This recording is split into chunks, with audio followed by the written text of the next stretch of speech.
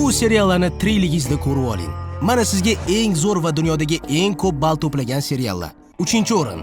Yaxshisi Soulga qo'ng'iroq qiling. Bir xillarning fikricha Breaking Bad'dan, ya'ni mashaqqatlar sari serialdan ham o'zib ketgan bu asar advokat Jimmy McGillni qandoq qilib firibgar Saul Goodmanga aylangani haqida. Bu serial dramaturgiya va operatorlik ishini cho'qqisi. Har bir detal, har bir kadr san'at asari. Bu serialni maslahatim Breaking Bad'ni ko'rib tugat bo'lganingizdan keyin tomosha qiling. 2-o'rin esa Taxtlar o'yini.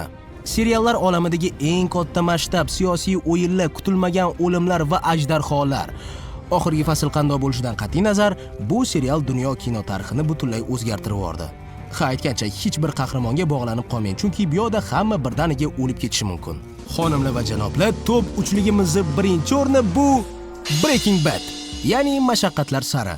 Mukammallikni sinonimi, oddiy o'qituvchidan eng xavfli jinoyatchigacha bo'lgan yo'l, birorta ham ortiqcha sahnasi yo'q, boshidan oxirigacha sizni bosimda ushlab turadigan yagona serial.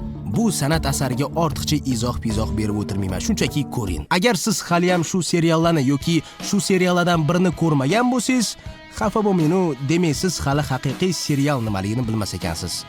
Xo'sh, sizning fikringizcha tarixdagi eng zo'r serial qaysi serial? Fikringizni izohlarda qoldiring. Aytgancha bu seriallarning hammasi Cinerama platformasida bor. Bemalol kirib tomosha qilsangiz bo'ladi.